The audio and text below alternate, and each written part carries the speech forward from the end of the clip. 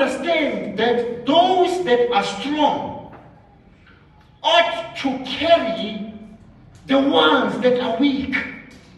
Because though all of them are peers, but we've got to accommodate the fact that people do not always mature the same.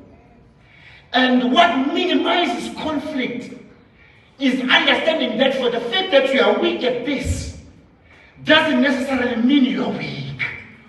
Because where you are weak, I may be strong. And where I am strong, I ought to carry you. Because we may be peers, we may be of the same age, but we can never be equals. And it simply says, I've got to appreciate the fact that you are weak at this. I ought to carry you. Because there might be an area where I'm weak and vulnerable.